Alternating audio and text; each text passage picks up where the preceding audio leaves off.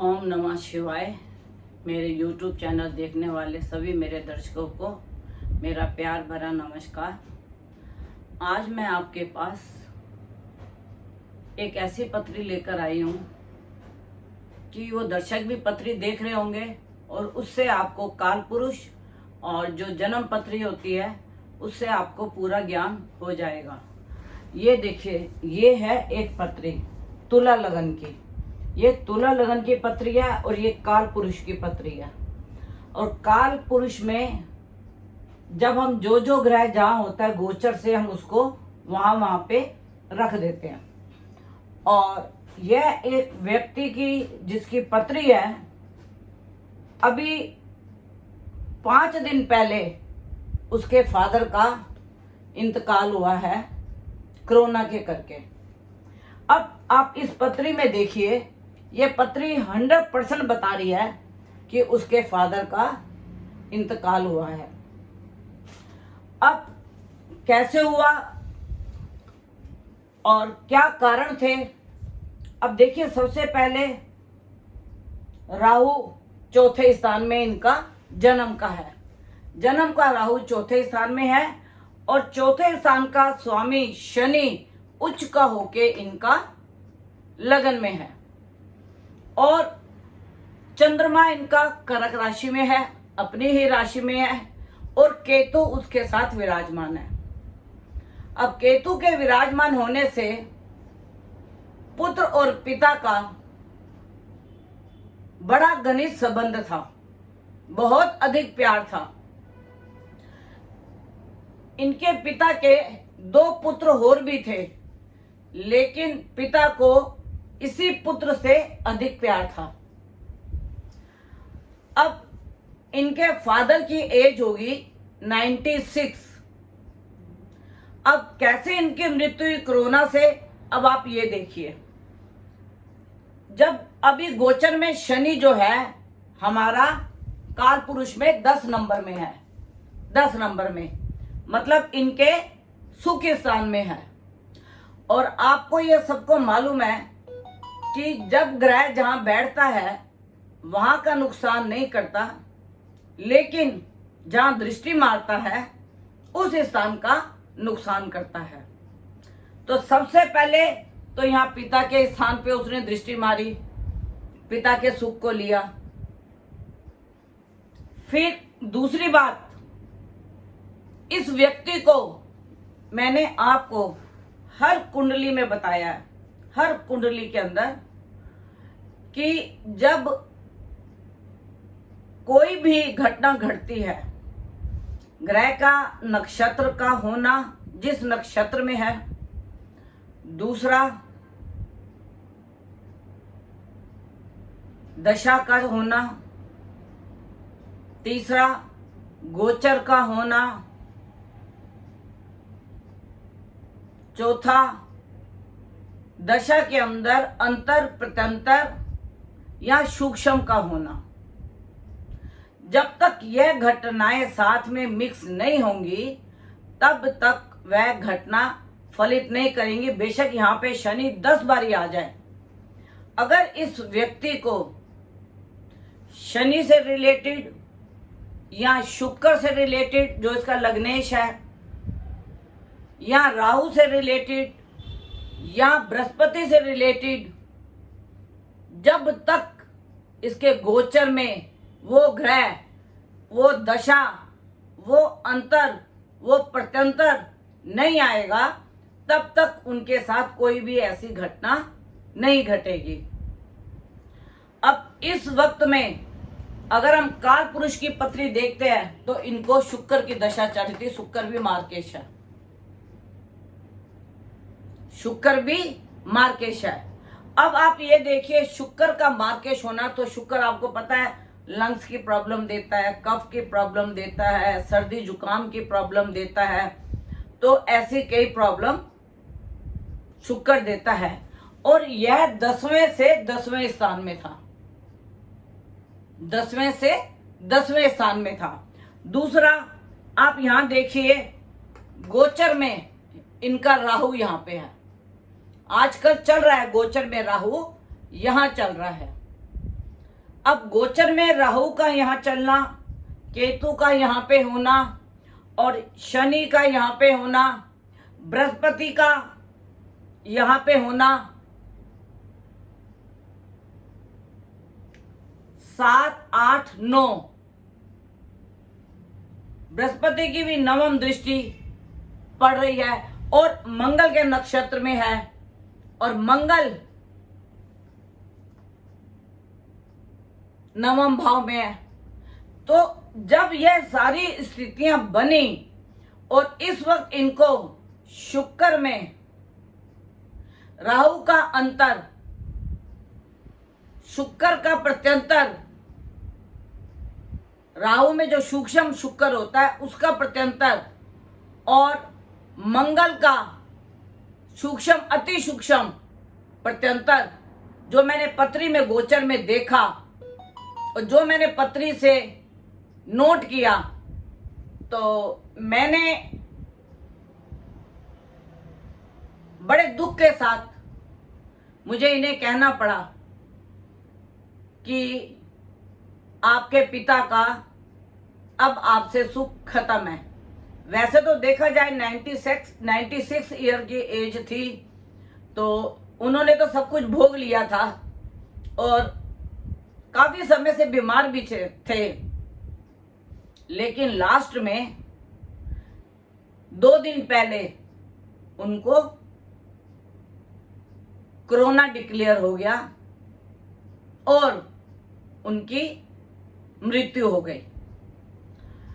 तो जब हम इन घटनाओं को देखते हैं गोचर से, दशा से, अंतर से, प्रत्यंतर से, सूक्ष्म से, और सबसे बड़ी बात, जिस वक्त मेरे पास फोन आया कि ऐसे तबीयत बहुत खराब है और 2 दिन से उन्होंने जल भी ग्रहण नहीं किया, तो उनकी जन्म की राशि करक जल तत्वीय राशि थी, तो और उनकी हालत बहुत खराब है और हम चाहते हैं प्रभु से कि भाई उनको मुक्ति मिल जाए। तो मैंने उन्हें बोला कि आप महामृत्युंजय का पाठ 108 बारी घर में करना शुरू करो। देखिए कई लोग ना महामृत्युंजय मंत्र को ना बहुत ही अटपटे ढंग से करते हैं। महामृत्युंजय मंत्र का मतलब होता है कि हमें मृत्यु से मुक्ति मिले, जो हम कष्ट झेल रहे हैं उससे हमें मुक्ति मिले। जब किसी व्यक्ति की मृत्यु ना हो रही हो और वो बहुत कष्ट झेल रहा हो और सारे उपायों से, डॉक्टर के सारे इलाजों से उस व्यक्ति को राहत ना मिल रही हो, तो हमें महामृत्युंजय का पाठ करना जरूर चाहिए कि जिससे कि वह शिव की नगरी में जाएं और उनको मुक्ति इस चोले से मिल जाए। तो मैं यह भी अपने दर्शकों को सारा बताना चाह रही थी। दूसरा, जिस वक्त इन्होंने मेरे से क्वेश्चन किया तो उस वक्त मेरी श्वास नली भी नेगेटिव रिजल्ट बता रही थी, जो मैंने आपको अपनी पिछली वीडियो में बताया था कि गोचर से, काल पुरुष से, जन्म कुंडली से, चंद्र कुंडली से, दशा से, अंतर से, प्रत्यंतर से हम इन सब चीजों को जान सकते हैं। तो मैंने गोचर से भी देखा, दशा अंतर प्रत्यंतर से भी देखा और श्वास की क्रिया से भी देखा, और जो उनको दशा शुक्र की चल रही थी उसको भी मैंने देखा। तो जब मैंने उन्हें बताया तो उनको थोड़ी राहत की सांस मिली कि अब मेरे पिताजी ज्यादा कष्ट नहीं झेलेंगे और वह 1 आध दिन में मुक्ति पा जाएंगे। क्योंकि मैंने उन्हें बोला था कि बहुत लंबा समय नहीं मुझे लगता, पूर्णिमा से पहले पहले ही ये आपके घर से विदाई ले जाएंगे। और वही हुआ, पूर्णिमा से 2 दिन पहले उनको घर से विदाई करनी पड़ी। तो ये मैंने कुंडली इसलिए आपके आगे रखी है कि देखिए, YouTube पे हर व्यक्ति देखता है, YouTube पे हर व्यक्ति देखता है। जो भी कोई ज्योतिष प्रेडिक्शन करता है उसको YouTube पे देखता है, और देखने वाले मेरे दर्शक भी होंगे, मेरे व्यूवर्स भी होंगे, और कई मेरे क्लाइंट मतलब जो कि इस कुंडली को देख रहे होंगे, तो उनको ये भी पता होगा कि जो मैं कुंडली की प्रेडिक्शन कर रही हूँ और जिस व्यक्ति की प्रेडिक्शन कर रही हूँ, इसको मेरे साथ जुड़े हुए कम से कम 38 साल हो गए, और जितनी भी इनके साथ घटनाएं हुई हैं, इनके पीछे माता जी की मृत्यु हुई उसके बारे भी बता दिया गया था, उससे पहले इनके भाई की मृत्यु हुई उसके बारे में भी बता दिया गया था, और उसी दिन अमावस के दिन उनकी मृत्यु हुई। तो मेरे साथ जो भी जुड़े हुए हैं, और जो एक बार जुड़ गया वो 30-35 साल से जुड़ा हुआ ही है, उसको फिर कहीं दूसरी जगह जाने की जरूरत ही नहीं पड़ती। क्योंकि जब आप अपने क्लाइंट के, अपने जो भी आपके जानने वाले हैं, अगर आप उनकी प्रेडिक्शन सही कर देते हो और उनके साथ घटना सही हो जाती है, तो फिर वो दूसरी जगह क्यों जाएंगे। जिस तरह एक डॉक्टर होता है, फैमिली डॉक्टर उसको बोलते हैं, तो फैमिली डॉक्टर का कारण क्या होता है? फैमिली डॉक्टर का कारण ये होता है कि वो हमारी पूरी फैमिली की नब्ज को जानता है, और उसको जानने के कारण उसको हमारी फैमिली की पूरी डिटेल का मालूम होता है। यह तो मैंने आपको कुंडली बताई है, और यह कुंडली YouTube पे पूरे पे चलेगी, और कोई भी व्यक्ति यह नहीं कह सकता कि जिसकी मैंने ये कुंडली बताई है, वो व्यक्ति भी नहीं मुझे बोल सकता कि आपने कुंडली झूठ बताई है, क्योंकि मैं नाम तो किसी का ले नहीं रही, लेकिन अंदर से सबको मालूम होता है यह कुंडली किसकी है और हमने गुरु माँ से क्या पूछा था। अब मैं आपको बता रही हूं कि जैसे लोग कोरोना के बारे में त्राई माँ कर रहे हैं, यह बात आप लोगों को पहले ही बता दी गई थी कि कोरोना इस तरीके से आएगा, लोगों की सड़कों पे मौत होगी, जानवर पक्षी भी मरेंगे, और एक घर में अगर कोरोना आया तो पूरे घर को तबाह करेगा।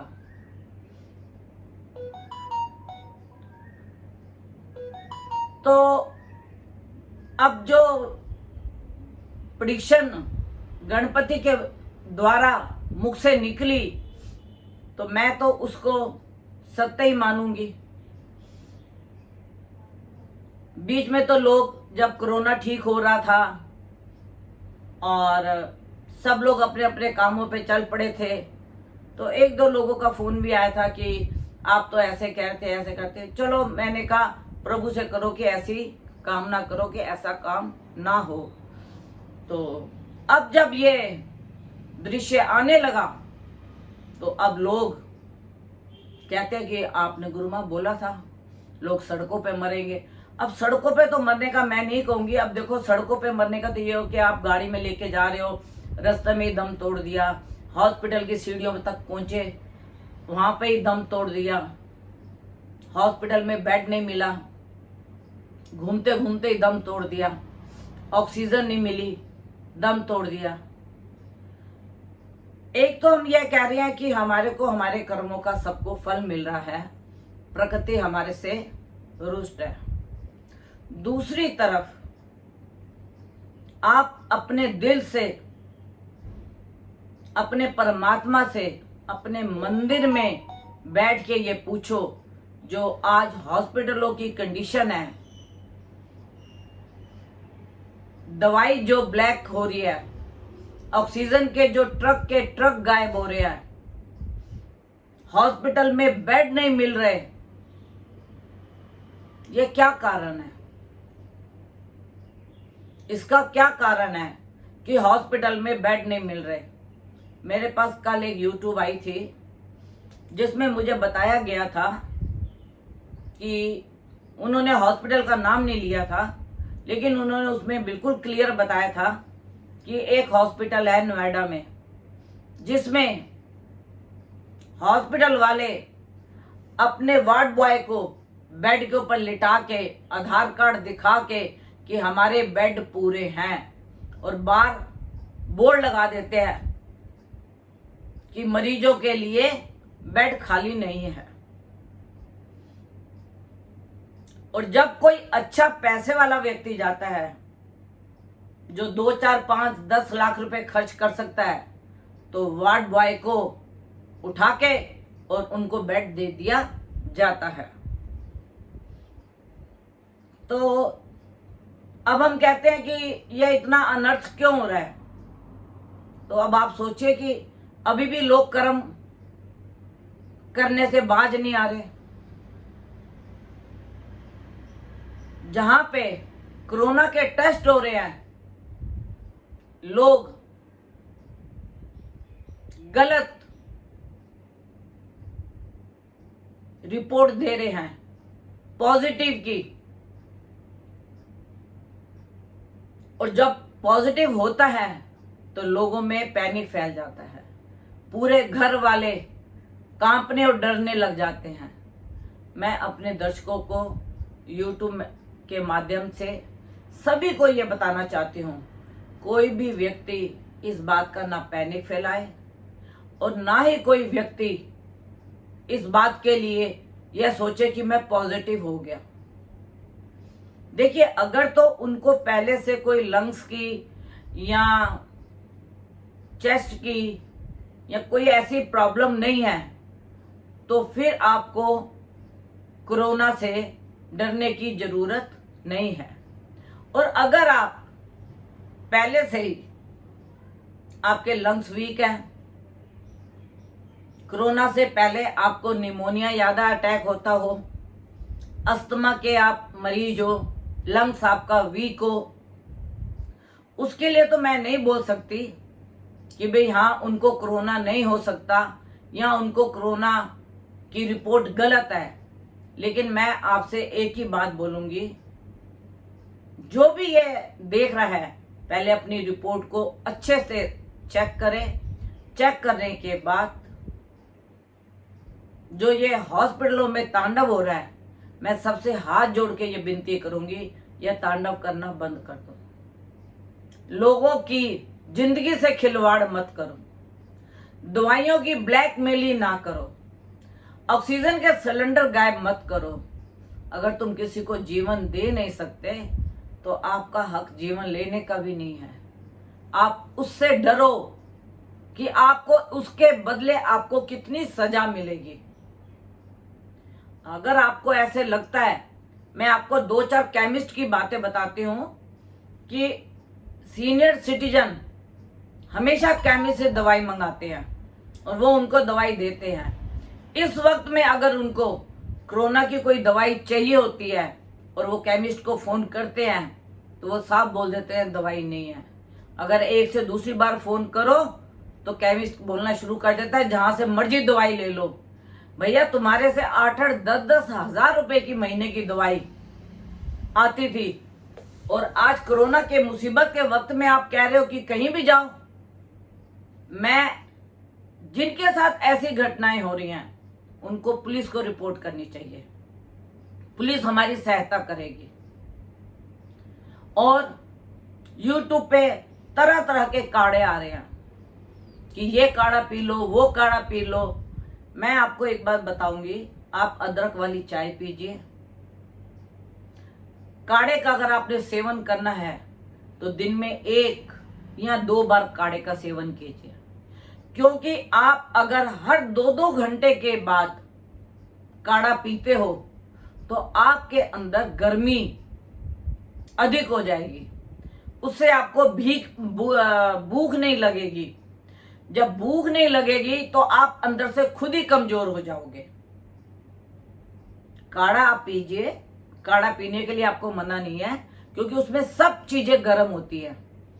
तो आप बाजार में भी काढ़ा बना बनाया मिलता है, नहीं तो आप एक लौंग, थोड़ी सी दालचीनी, थोड़ी सी अदरक, तुलसी के पत्ते, पुदीने के पत्ते, कड़ी पत्ता मीठे वाला, इनको आप, धनिया हरा, इसको आप उबाल के आप इसका काढ़ा पीजिए।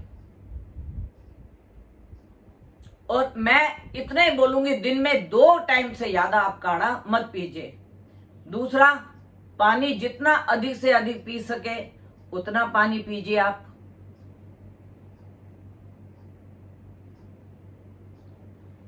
अब यह तो मैंने आपको बताया कोरोना का। अब ग्रहों की जो स्थिति है, अभी 23 मई को शनि वक्री होने वाले हैं और बृहस्पति भी साताभिषा नक्षत्र में 22 मई को आने वाले हैं। साताभिषा नक्षत्र राहु का है, तो राहु का और बृहस्पति का आपस में चंडाल योग, और जहां जहां पे इसकी दृष्टि पड़ेगी वह उस जगह का नुकसान करेंगे।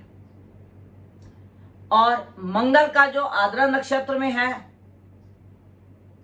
राहु के नक्षत्र में, तो सारी कहानी सृष्टि के ऊपर यह राहु ने ही रची हुई है।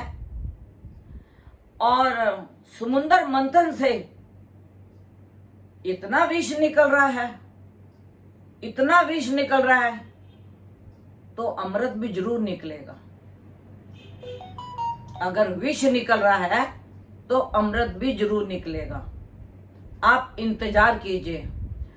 दूसरा, मैं अपने सभी दर्शकों को बोलूंगी कि देखिए, ग्रहों का तो अपना काम है, वह तो अपना काम करेंगे, नक्षत्र भी अपना काम करेंगे, इसको ना आप रोक सकते ना मैं रोक सकती। यह सृष्टि की, जैसे पृथ्वी घूमती है उसी प्रकार से यह हमारे ग्रह नक्षत्र भी पृथ्वी के साथ साथ घूमते हैं। किसी के मार्गेश में आते हैं, किसी के रोग स्थान में आते हैं, किसी के द्वादश में आते हैं, किसी के सुख स्थान में आते हैं। इस प्रकार से ग्रहों का भी चलना लगा रहता है। लेकिन जो मैंने आपको पिछली अपनी वीडियो में ग्रहों के हिसाब से अग्जनी का बताया था, अभी अग्जनी की और भी घटनाएं होने वाली हैं। अभी कल भी मैंने बॉम्बे के हॉस्पिटल में सुना था कि वहाँ पे आग लग गई, दम घुटने से 4 लोगों की मृत्यु हो गई। तो ऐसी कुछ घटनाएं हो रही हैं और अग्जनी की घटनाएं अभी होंगी, क्योंकि जब तक मंगल आद्रा नक्षत्र में रहेगा और बृहस्पति साताभिषा नक्षत्र पे रहेगा और इनकी दृष्टि होती रहेगी, आपस में दृष्टि मिलती रहेगी, तब तक यह अग्नि की घटनाएं अचानक होती रहेंगी। इसके अंदर 2 राय नहीं है। और मैं अपने YouTube चैनल के माध्यम से max hospital, Fortis hospital, Moolchand hospital, Apollo hospital, जितने भी बड़े बड़े हॉस्पिटल्स हैं, मैं सबसे हाथ जोड़ के विनती करती हूँ कि आप डॉक्टर भगवान के रूप में पूजे जाते हो, आप भगवान के रूप में ही रहें, जीवन दान दें, जीवन भक्षक ना बने। चंद पैसों की खातिर, चंद रुपयों की खातिर लोगों का जीवन ना लें। मेरी आप लोगों से हाथ जोड़ के विनती है, ना दवाइयों की ब्लैकमेलिंग हो, और अगर आपके इसमें बेड नहीं है तो आप उनको फर्स्ट एड जो उनके लिए इजी हो वो दवाई दे के आप उन्हें घर में भेज सकते हैं, लेकिन उनके साथ दुर्व्यवहार ना करें। वो जीवन का दान तो खुद ही मांग रहे हैं, उनके बच्चे मांग रहे हैं, उनके माता पिता मांग रहे हैं, तो डॉक्टरों को तो सब भगवान कहते हैं। लेकिन मैंने चंद डॉक्टर ऐसे देखे हैं जो पैसे की खातिर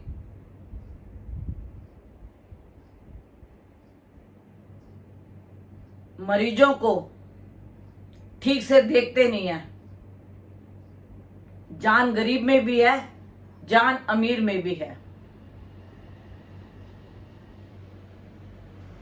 मैं अपने दर्शकों को बोलूंगी, जो भी हॉस्पिटल जाता है, अगर आप अपने कर्म सुधारना चाहते हो,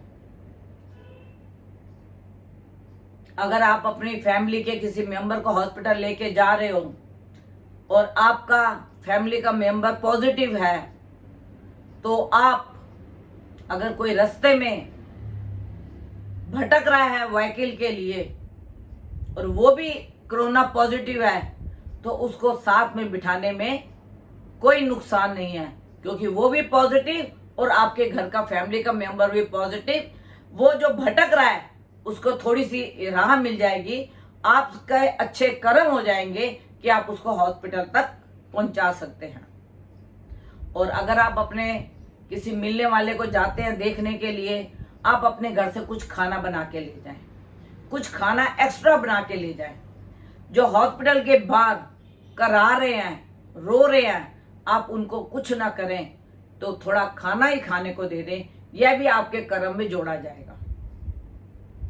इंसान आपको देखे ना देखे, कहते हैं ईश्वर बहुत बड़ी कायनात है, वह सबको देखता है। अगर आपके आस पड़ोस में कोई ऐसे व्यक्ति हैं, 2 व्यक्ति, और दोनों ही कोरोना पॉजिटिव है, तो आप अपने घर से खाना बना के, कोरोना से डरे नहीं, उनको किसी भी तरीके से गरम गरम खाना पहुंचा दें। यह भी आपकी सेवा है। और जो हमारी सरकार की गाइडलाइंस आई हैं, उनके लिए मैं आपको बोलूंगी कि बार बार हाथ धोएं, 2 गज का फासला रखें और मास्क लगाएं।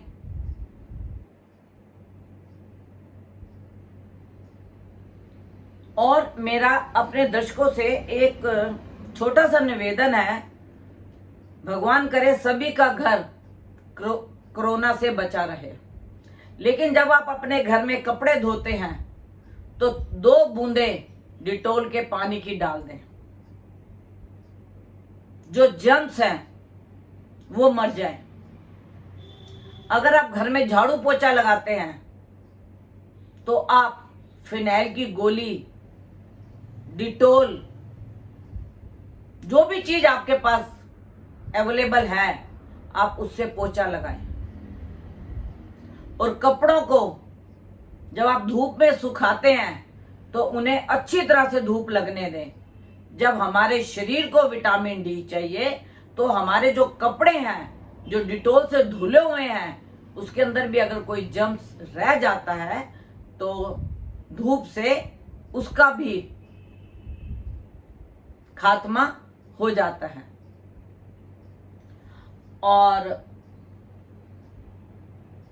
मुझे कहना तो बहुत कुछ चाहिए कि आप जैसे दवाइयों के लिए या किसी की मदद के लिए या किसी को व्हीकल की मदद दें या किसी को हॉस्पिटल तक पहुंचा दें या आप हॉस्पिटल में किसी को खाने के लिए दे दें, तो यह सेवा भी सबसे बड़ी सेवा है।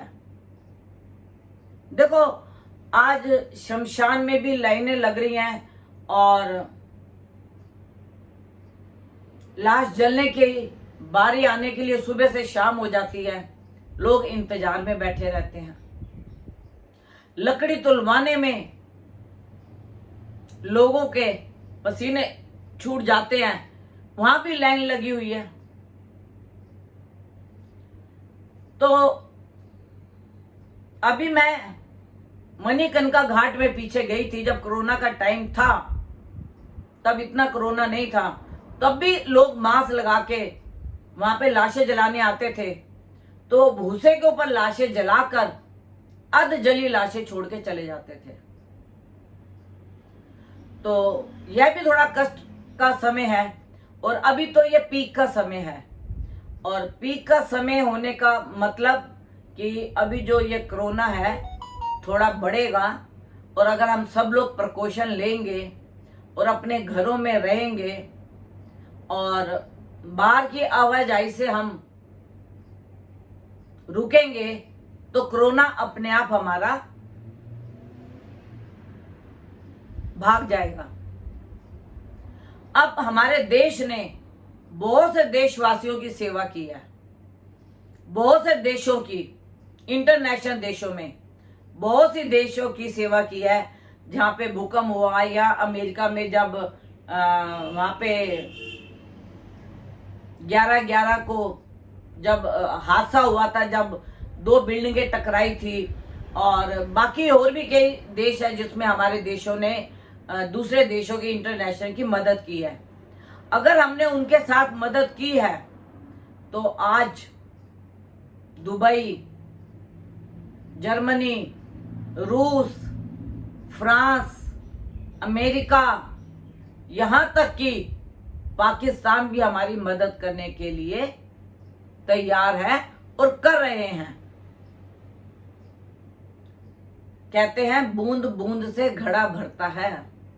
आज अगर हमारे को चारों तरफ से मदद आ रही है तो मैं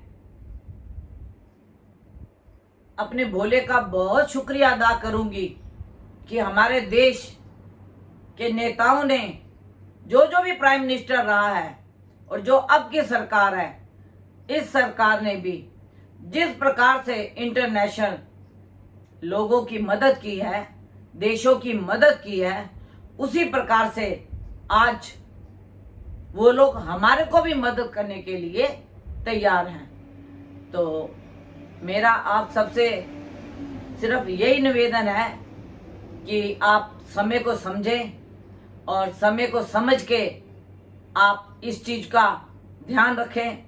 और मेरे जितने भी बड़े बड़े हॉस्पिटल्स हैं, फोर्टिस हैं, अपोलो है, जिन भी मैक्स है, मूलचंद है, होली फैमिली है, और भी बहुत अच्छे अच्छे हॉस्पिटल्स हैं, ये तो नामी हॉस्पिटल्स है। तो आप जितने भी मरीजों की मदद कर सकते हैं आप मदद कीजिए, क्योंकि इस मदद के अंदर मुझे पूरा मालूम है कितने हमारे डॉक्टर्स गुजर रहे हैं, कितनी हमारी नर्स गुजर रही हैं, कितने हमारे पुलिसकर्मी भी गुजर रहे हैं, जो दिन रात अपनी सेहत की परवाह ना करके पब्लिक को एम्बुलेंस से, अपनी गाड़ियों से हॉस्पिटल लेके जा रहे हैं, लेके आ रहे हैं। मैंने खुद अपनी आंखों से पुलिस कर्मियों को मैं सलाम करूंगी कि पुलिसकर्मी भी इस वक्त अपना कर्तव्य को पूरा निभा रहे हैं।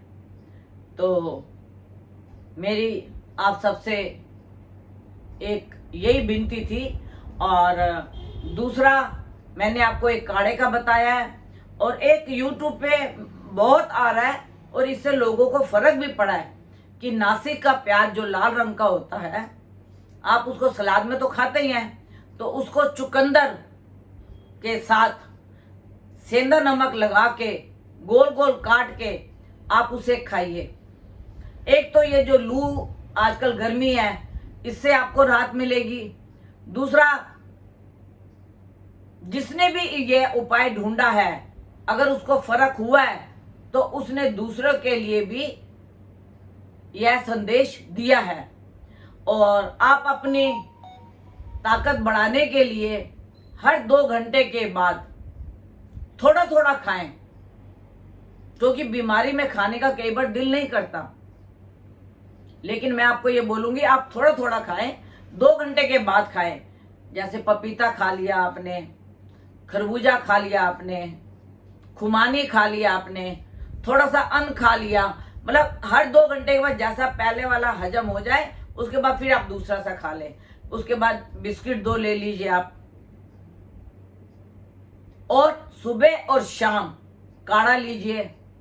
और जो आप नहाते हैं, अपने नहाने के पानी में भी गर्म पानी का, बहुत गर्म पानी, तेज नहीं, गुनगुने पानी में 2 बूंदे डिटोल की डाल के आप नहाएं। और अपने घर की जितनी भी नालियां हैं उन नालियों पे 2-2 बूंद डिटोल डालें। फ्लश के अंदर 2-2 बूंद डिटोल डालें, कि जिसके अंदर हमारे जर्म्स, हमारे कीटाणु कोई भी जीवित ना रहे और ना ही हमारे घर में, अगर आए भी तो आते उनके जैसे डिटोल से यूज किया हुआ पोछा होगा, डिटोल से यूज किए हुए फ्लश हमने की होगी, हाथ धोए होंगे, तो हर जगह हमारे डिटोल का यूज होगा, जिससे कि हमारे घर में जर्म्स आने की संभावना बहुत कम रह जाती है। तो आज मैं अपनी वीडियो को यहीं पे विराम दूंगी और आप सबसे निवेदन करूंगी हाथ जोड़ के कि आप जिसकी भी मदद कर सकते हो। अब आप देखिए, एक बात मुझे कल वीडियो में आई नजर, बंगला साहब गुरुद्वारा गुरुमुख भाई, उन्होंने कोरोना टाइम में पहले भी बहुत मदद की थी, लोगों के घर खाना पहुंचाया था। अब उन्होंने काले सरा में उन्होंने 100 बिस्तर का एक हॉस्पिटल बनाया है, किसी से कोई पैसा नहीं लिया। ये जो गुरुमुख भाई हैं, ये जनता की सेवा के लिए तत्पर रहते हैं, खेती में हो, सेवा करने में हो, हमारे देश के बॉर्डर पर हो। गुरुमुख भाइयों की मैं जितनी भी तारीफ करूं उतनी तारीफ कम है। अब मैंने कल जब देखा कि 100 बेड का हॉस्पिटल तैयार हो गया, तो देखो अब उन 100 में से हर 3-4 दिन के बाद लोग ठीक होके जाएंगे, फिर सो जाएंगे, फिर 2-3 के बाद जाएंगे, ठीक हो गए। और दवाई कोई चार्जेस नहीं है और कोई किसी के पैसे से वो हॉस्पिटल नहीं बना। तो आप ये सोचिए कि गुरुमुख भाई हमारी कितनी मदद करे है। अगर हम लोग गुरुद्वारे में दान करें, गुरुद्वारे की सेवा करें, इससे बड़े हमारी कोई सेवा नहीं है। और मैं गुरुमुख भाइयों का बहुत बहुत धन्यवाद करती हूँ। गुरु नानक जी ने उनको बहुत अच्छी सीख दी है और वो हमेशा सेवा के लिए तत्पर रहते हैं, और मैं बार बार उनका धन्यवाद करती हूँ।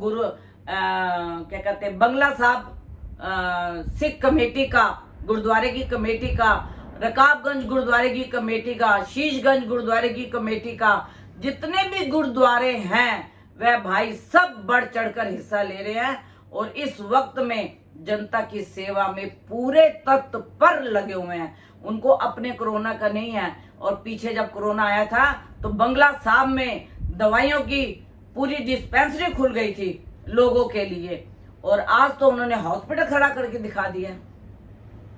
तो इससे बड़ा दान, इससे बड़ा पुण्य, इससे बड़ा अच्छा कार्य मैं किसी का नहीं समझ सकती।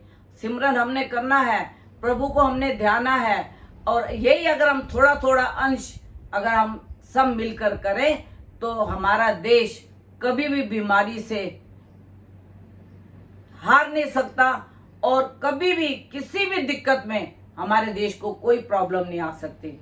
इसके लिए मैं आप सबका बहुत बहुत धन्यवाद करती हूँ। और आप काले खां सराय में जाइए और वहां पर आप देखिए गुरुमुखों ने जो हॉस्पिटल बनाया है, और उसकी तारीफ करने के लिए मैं आप सबको बोलूंगी कि हमें भी ऐसा ही कार्य करना चाहिए। हमारे को अगर जो देने वाला है वो 2-4-5 लाख रुपए ऐसे अब डोनेट करके एक छोटे छोटे हॉस्पिटल बना दे, तो मैं कहती हूँ कि हमारी सरकार का बोझ भी हल्का हो जाएगा और जनता का मनोबल बढ़ेगा कि धर्म के कार्य हो रहे हैं। और हमेशा धर्म की जय होती है और धर्म की विजय होती है, और धर्म को जो मानने वाला होता है उसके साथ प्रभु वाहेगुरु, भोलेनाथ, गणपति महाराज, सभी देवी देवतियां, 64 योगनियां उनके साथ रहती हैं। मैं आप सबको इस चीज के लिए बहुत बहुत बधाई देती हूं कि हमारे बंगला साहब गुरुद्वारा सिख कमेटी ने जो हॉस्पिटल बनाया है, आप सब उनके लिए क्लैपिंग करें और आप उनका ध्यान करें और अपने अपने इष्ट के आगे उनके लिए दुआ मांगें कि ऐसे ही लोग हमारे साथ खड़े हों और ऐसे ही लोग देश के लिए आगे आके काम करें। और अगर मेरे से कोई कांटेक्ट करना चाहता है 9810930691 999933 8366